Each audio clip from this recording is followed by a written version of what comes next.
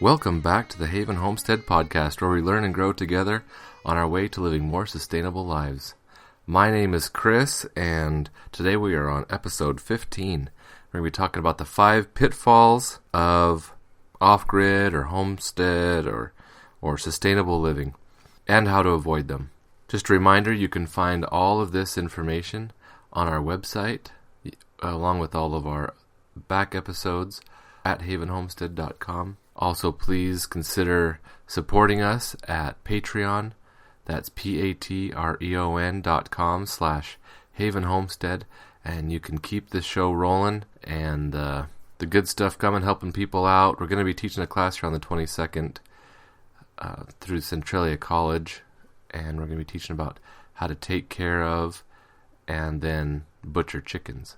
So your support helps keep things like this going on, to help educate people in those skills that we've lost with our modern society.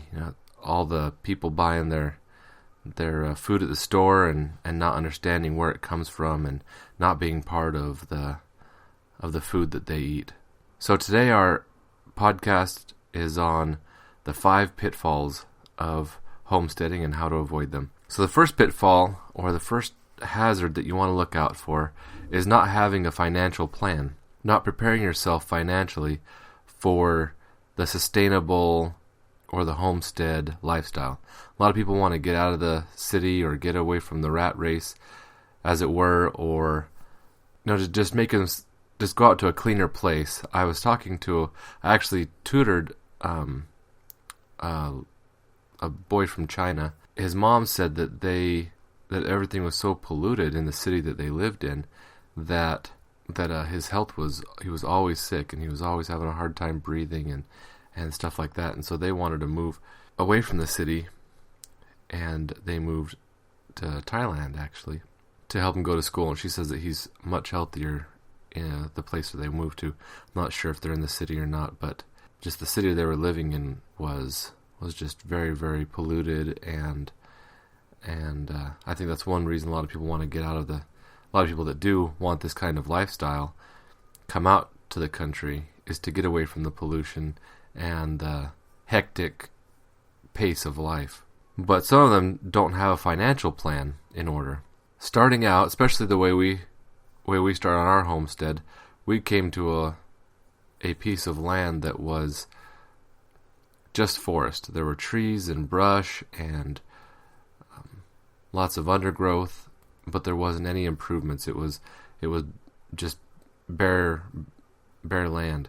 There wasn't any well or power or structures of any sort on there. There wasn't even a real driveway. So there was an approach from the main road, and we've built off of that and made that our driveway. So when we got out here, we bought the land, and we were going to start making improvements, and drilling a well was quite expensive.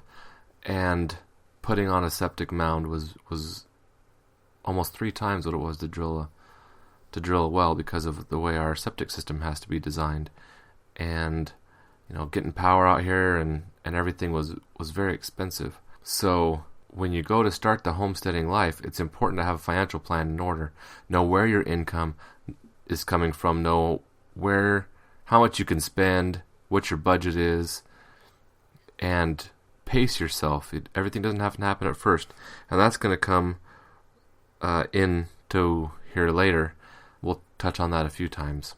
That seems to be a common pitfall, is trying to get too much done all at the beginning. With your financial plan, it's really important to cut costs where you can. I mean, that goes, any place you're trying to save money all the time, make the dollar stretch. But here in particular, when you're trying to start out on your homestead or your sustainable life, it's important to go for quality. If you're going to buy solar panels, or if you're going to buy equipment of some sort, you need to get stuff that will last. There's a lot of things you can make payments on, but a $10 a month payment, and you have several of those, really adds up. We found that is one of the things we've had to cut a few subscriptions or little bills. We can handle $10 more a month on this or that, and after you get a dozen different things, it adds up to quite a bit. So budgeting your money and having a good financial plan, a plan on what you're going to do, how much fencing is going to cost, how much you want to spend on building supplies for your chicken tractor, how much can you scrounge, or how much can you, your chicken coop or your goat shed or your feed shed or any of that stuff. What can you find, and what can you get cheap? What do people have lying around? And don't be afraid to ask them if they want to get rid of it, if they're willing to part with it for cheaply, so that you can get moving on with your dreams and do it at an affordable price. So how do you avoid that? I guess is just like I said earlier, have a financial plan. Get a financial plan, get a goal sheet on what you want to do this year, and knock out one thing at a time. And don't start 4 different projects and spend money on getting all of them started and then not be able to get any of them done or only one of them done. It's important to get one done and the next one done, and that is something I found, which brings us to our second part, which is don't do too much too fast. And I've put as the avoidance technique, so I tried to put a pitfall, and then a solution right with it. And the solution is recognize your strengths. A lot of people, they want, I want to have a garden, I want to have animals, I want to have wood products, or I want to do this, that, and the other thing, and I want to do it all now. With that kind of thinking will get you into trouble. It's okay to set up your garden plot. It doesn't take too many days worth of that to get your garden plot set up. And if you have deer in your area, you want to build a fence, you want to think about if you're going to have stakes or if you're tomato cages. All that stuff needs to be purchased or made, and it takes time. And if you want to have animals, you have to put up fences. There was one blog article I was reading that the woman was saying that she got chickens and then realized that she needed to make a house. And that's the wrong way to do it. Good thing my wife is here to speak some sense to me, because she said we'll not get any animals until they have a house. We didn't get any rabbits until we had rabbit cages to put them in. And at first it was kind of rudimentary, where we had the cages wired to some long poles. We have a lot of alder here, and it grows straight and thin. And so it was easy to find some poles we could lay across two short logs, and that was our rabbit hutches, and they were pretty close to the ground, so the rabbits could manure. We had it so they could get their fertilizer, poop right onto the garden beds, and our garden beds were in lines, so we would have them on one spot, and then 2 people would lift up on the end of the poles, and somebody would move the logs to the next bed, and we'd set it down on top of there. And that worked for a little while until we decided we needed something a little more permanent. So we put concrete piers down, the little castle blocks. They look like a castle on the ends, and you can put a 2x4 or a 4x4 on top. We made our rabbit hutch off of that. So it's a little bit, in a real nice roof with a gutter system that goes into a barrel to catch the rain that we use for watering the rabbits. So that has been a good lifesaver that we did one thing at a time. And that's when a lot of people just try to get too much too fast, then they end up getting burned out quickly and discouraged. And it really goes with a lot of things. You can liken this to a lot of things in your life, but I'm just doing it for the homesteading lessons we've learned out here. Number 3 is people are being short-sighted. That's a pitfall, is to just think about what I want to get done right now. So I want to plant this tree right here, but what you don't realize is that's going to be the best spot for your septic system. Well, if it's a willow tree and you want to plant it near your septic system, the willow will destroy your septic system because the roots like to go in and clog up all your pipes. So taking the long view, taking the long range plan is how you can overcome that obstacle. So after we got the septic in, we weren't going to plant any trees anywhere near where our house was going until we had the house in and the septic in and the other things that we needed to have ready before we could start planting trees. We did get our trees into our little fruit forest food forest, orchard area by the chicken pen, but we knew we weren't going to build anything over there. I do wish I would have cut down some more trees before I put fruit trees over there. See, that was a mistake on my long-range plan, because now I have to try to drop the trees without harming my fruit trees. So there's a challenge that I've made for myself that wouldn't have been there if I would have thought that through.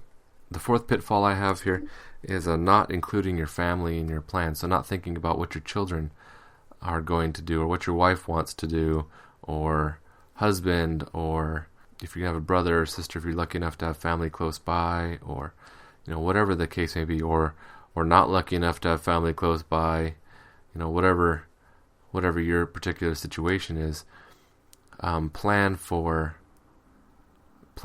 what your family will do. So when we built our house, we wanted to have an extra bedroom so that family could stay. That sort of thing. If you're out here on your homestead, you need to think about where your spouse's happy place is. Are they going to have a little wood shop? Are they going to have a little, my wife would like a little art studio. That's one of the things. She wants to call it like Granny Lindsay's cabin or something, and have a little shed, I guess, out in the woods where she can paint or hang her photography or teach classes from, or just kind of her little happy place. And we have a good spot for that, and that's just in the plans. But we want to make sure that everybody has something that they enjoy and want to make this part of theirs. Our kids, I'd like them to, we have to find out what they really like to do, but if one kid could take care of all the rabbit breeding and taking care of the rabbits and then selling the baby rabbits as their business, and then the other one do eggs or something like that, I think that'd be a really good way for them to learn responsibility and learn how to manage money and learn about businesses, and give them all a chance in their in the long range for this, so they, when they grow up, they are already a leg up on a lot of people who haven't had that opportunity. The last thing I'm going to mention here, or the last pitfall I have here. Well, there's two. There's the last pitfall I have here, and then there's a bonus. So the last pitfall I want to talk about is it's important to reuse things and find good deals on things. I just built our hay shed. I put all of the lumber and probably 3/4 of the metal on the outside was all things that came from, it's reused. So some of the lumber came from pallets, big shipping pallets that use 2x4s, and the tin roof came from the tin that we bought for our pump house. So that wasn't reused. That was brand new. But the tin on the sides all came from someone. They were building a shop, and they tore down the old shop and had a bunch of tin roofing left over, and so I got that, and it works. It's perfect. It's got already holes in it from the other screws, but it's on the side of a hay shed, so I'm not too worried about it leaking, and it's not on the roof anyhow. So it's important to reuse things for, back to number one, financial plan, but it's also important not to hoard things, not to get so many reused things that your house and your property turns into a junkyard. It is embarrassing to your family. It's embarrassing to anyone who comes over. It's embarrassing, or it's, sometimes the city, if you live close enough to town, they'll tell you need to clean it up or build a fence so no one can see all the garbage at your house. It just really depends on where you're at and what your situation is, but it's important to, it's easy to pile up the just in case things. What I'm cautioning against is piling up so much stuff. Like right now I'm looking at, so I work for a concrete company and they make test cylinders, and I'm looking at a pile of probably 25 concrete cylinders that were test cylinders, and that I have plans of things to do for it, but I haven't done anything with it yet. And it's been sitting out there for probably a year and a half, maybe 2 years. So